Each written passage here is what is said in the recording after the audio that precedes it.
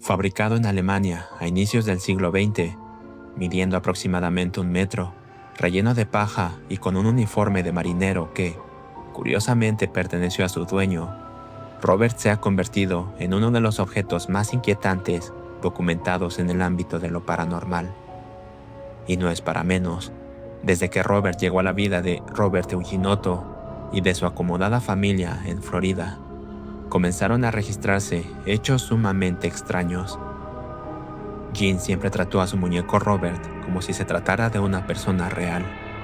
Comía con él, dormía con él, y en numerosas ocasiones, sus padres aseguraban que el niño mantenía conversaciones con el muñeco, pues en más de una ocasión juraron haber escuchado una segunda voz proveniente de la habitación, una voz que, según ellos, no pertenecía a su hijo.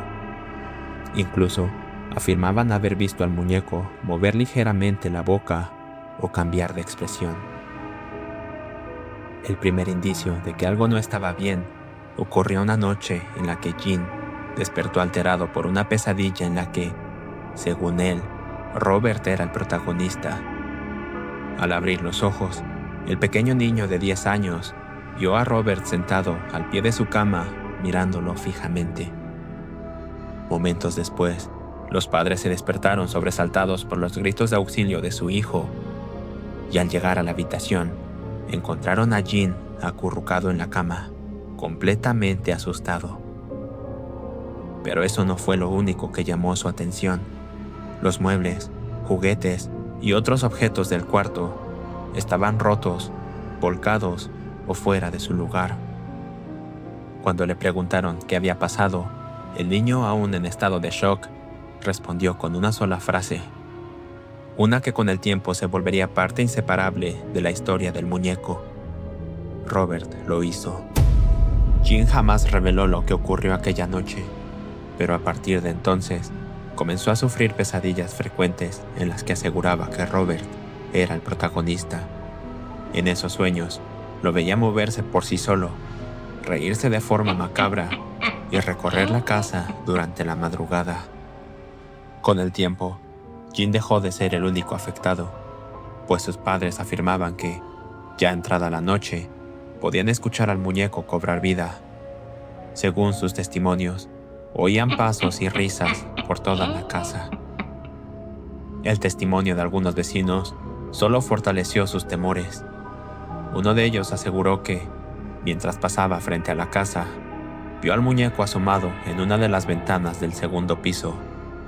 Según relató, al notar que lo observaban, el muñeco se apartó lentamente y pocos segundos después volvió a aparecer en otra ventana, como si quisiera demostrar que podía moverse por su cuenta.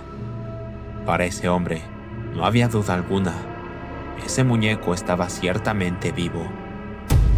Pero entonces, ¿cómo es que un simple muñeco podía comportarse de esa forma? Pues bien, la leyenda más extendida señala que fue una venganza. Una sirvienta de origen caribeño que trabajaba para la familia y quien fue maltratada por esta, antes de ser despedida, habría realizado un ritual de magia negra, maldiciendo el muñeco con prácticas de vudú.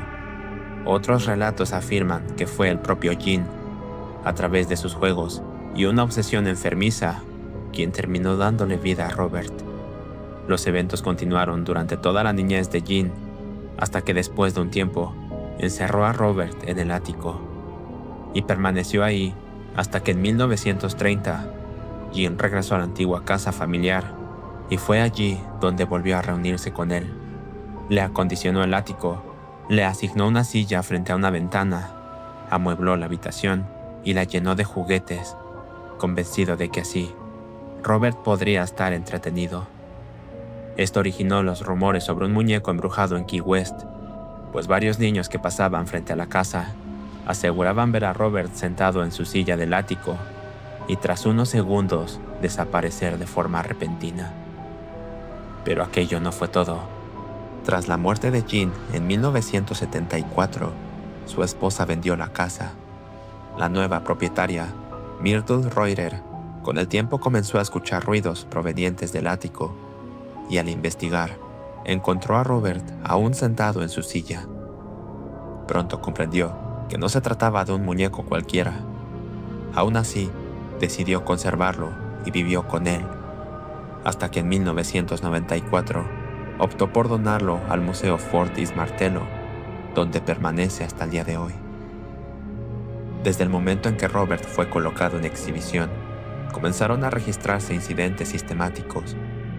Cámaras y otros dispositivos electrónicos fallaban al tomar su imagen. Incluso el sistema eléctrico del museo presentaba interferencias cerca de su vitrina. Además, el museo empezó a recibir una gran cantidad de cartas y correos de visitantes que relataban desgracias posteriores a su visita. Muchas de estas cartas incluían disculpas por no haber pedido permiso para fotografiar al muñeco.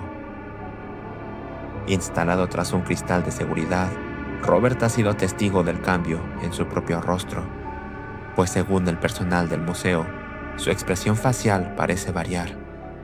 A veces volteaba la cabeza o presionaba la mano contra el vidrio. Incluso algunos guardias aseguraron haber escuchado risas agudas dentro del área.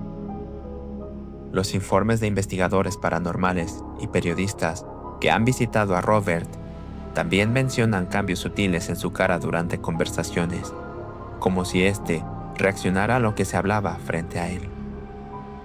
Robert ha inspirado programas televisivos y películas. Su historia es considerada una de las principales influencias en la creación del personaje de Chucky, el muñeco de la saga de Child's Play, estrenada en 1988.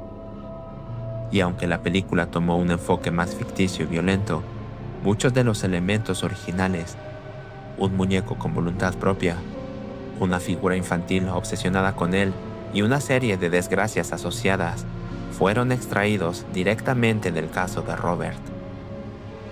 El museo recopila las cartas que son enviadas y exhibe algunas cerca de su vitrina.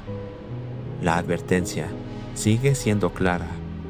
Si es visitado y no se pide permiso para fotografiarlo, se pueden sufrir graves consecuencias.